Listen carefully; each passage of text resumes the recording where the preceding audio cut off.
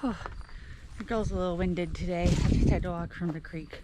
So what's up, everyone? I am Jamie with Little Goats Homestead, and like I said, we were just down at the creek getting water to fill all of the goat waterers, and the butcher called, and our pigs are ready to be picked up.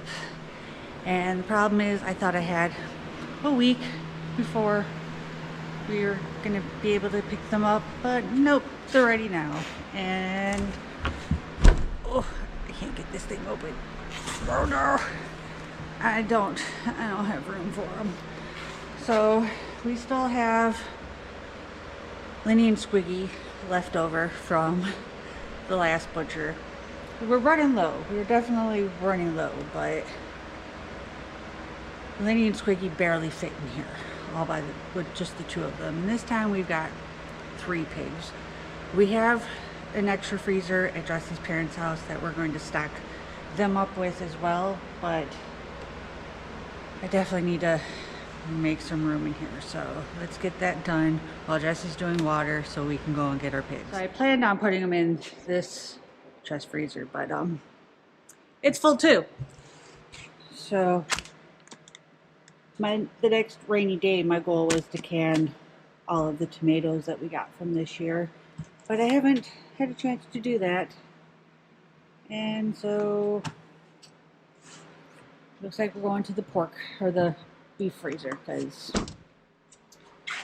I have nowhere else to put it. So our beef freezer is actually really sparse right now because Uno was a small boy and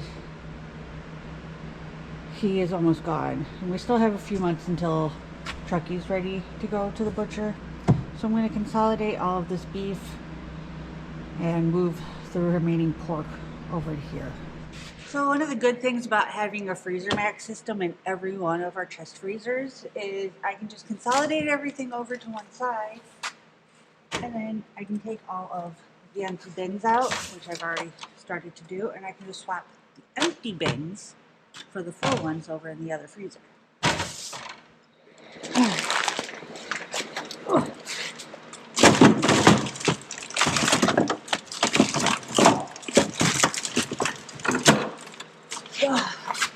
I still have 2 whole hams, and I've got 6 more coming.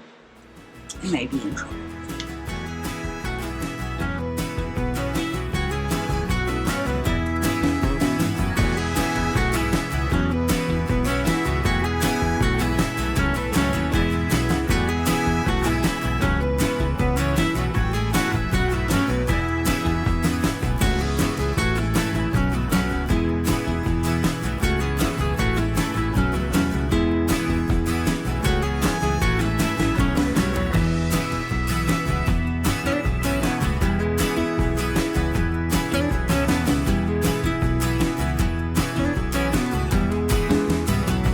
All I have left is a couple rogue pork chops and ham, so let's get that moved over too. Look at the size of this ham. So I think this time I actually did 2 whole hams, and then the rest were smoked and turned into ham steaks. So I don't know if that's going to save me room or cause me space. We'll find out here shortly. And I just realized I have a bunch of pork liver.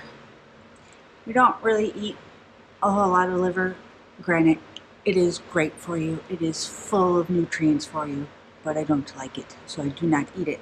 But I do freeze dry it, so I can add it into dishes and not taste livery.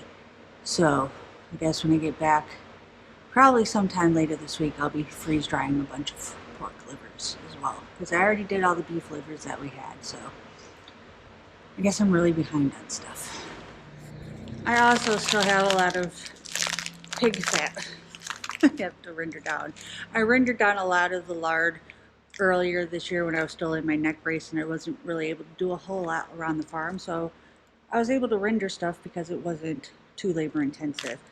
But we still had all of the fat from our coonies, and if you've ever raised coonies, you know they are a lard pig, and they are a lard pig for a reason. They give you a lot of fat.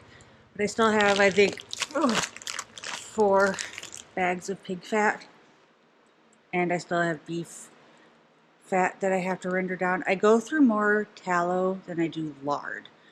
So I might just gift some of this fat to some friends because I don't have the space for it. Alright, so here, over and down is pork. Or not pork, beef. Like I said, we're running pretty low on beef. We've got a bunch of steaks and roast left. We literally are down to our last chunk of ground beef.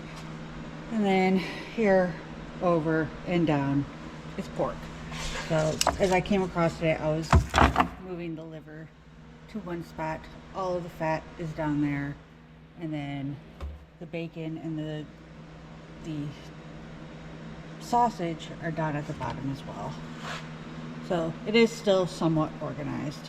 All right, and then over here is empty. And I do have a bag of colostrum. I'll actually move to the chicken freezer because I think I have room in there for one bag of colostrum.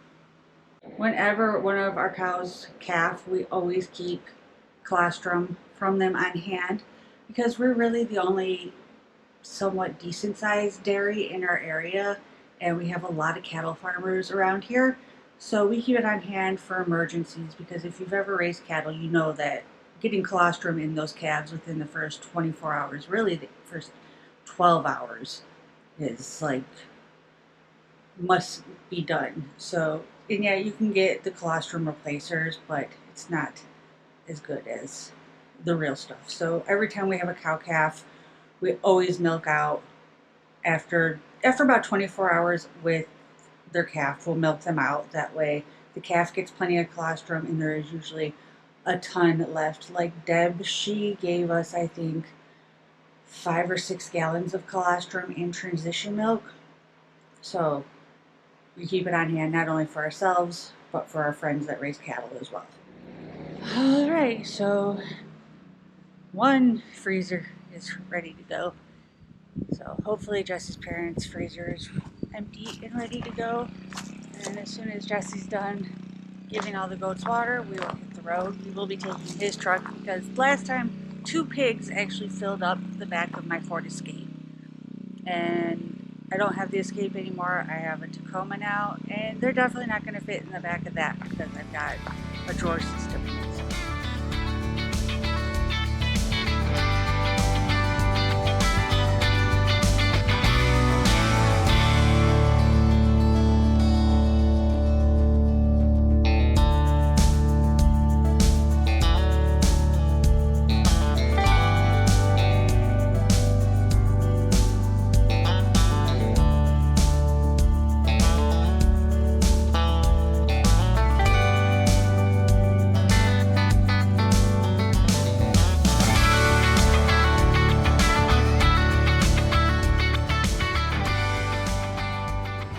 So we ended up with the 3 pigs themselves weighed just over 600 pounds hanging weight.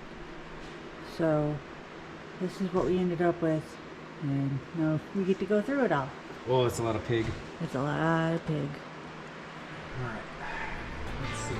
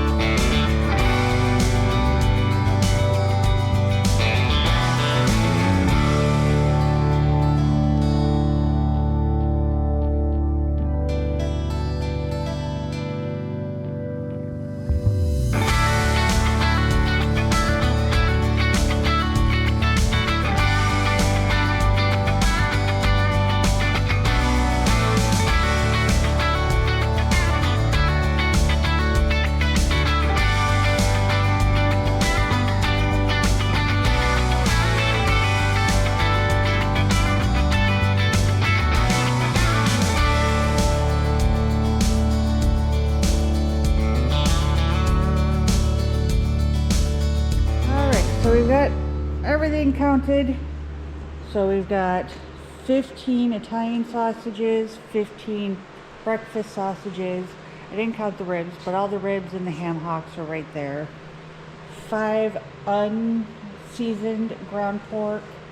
We've got 20 So 20. 43, and then we've got some more over there. This is 9. So 43 plus 9, whatever that is, in pork chops. We got 2 whole hams. We got 19 slices and 23 slices. So what math? Got lots of sliced ham. And markers in my pocket. And then 34 things of bacon. 12 things of jowl bacon. We got 22 packages of pork shoulders, or pork shoulders and pork steaks, and 23 packages of pork shoulders and pork steaks in this box. So we got a lot of pork, plus whatever's in the freezer still. Alrighty, so she is back full. So I've got overflow steaks there, and then ham, pork chops, more pork chops, and then there's ground pork down there, so more of our breakfast sausage, and then up here I've got Italian and unseasoned. I still have a ton of breakfast sausage left over, so that's why it's all the way down at the bottom, because we got to eat the other side first before we even start to touch this side. And obviously, even if we wanted to, this wouldn't fit in our freezer, so this is about half of what we got, and it's going to Jesse's parents, so they can figure out where to put it. Yeah. This would be a lot easier if my brother and my sister moved down. Yeah. Or your mom. We need people, family with freezers to move, so we have room to keep all this stuff. Alright, so we're gonna swing by Jesse's parents' house. Thankfully, they only live 4 miles down the road because it's getting late and it's already past milking time. The girls, I've watched them already walk up to the milk stand and wonder, What the heck? Where is everybody? So we're gonna get this stuff offloaded and then start with evening chores. Alright, so it has been a few days. Like I said earlier in the video, it was getting late. We had to get back to get milking, so I didn't get to actually go over any of the financial aspects of what it cost us to raise these 3 pigs. So it's been a few days. I did the math. So now I'll go over that with you guys, because I know that is one of the questions I will get, is how much did this all cost? So we ended up with 577 pounds of hanging weight for our pork. That was with 3 pigs. We had 2 males and 1 female. The female was about 170 pounds. The 2 males were just under 200 and just over 200. So it cost us $695 to have all 3 butchered, and that includes everything that we got smoked. We got 6 hams smoked. We also got all of the bacon smoked and all of the jowl bacon smoked, and that is because we really like the bacon that we get from our butcher. If you've never had bacon from the butcher that you're going to, ask for a sample from it first, because not all bacon is created equal. But we took our pigs to this place the last time. We really liked them. So we got everything smoked there, because who knows if we'll ever have time to do it here. So it cost us $695 for all of that. And the smoking was over $100 just alone. We have about $280 worth of feed into the pigs, and that was raising them for almost 7 months. And so our total cost between butchering and feed cost was $975.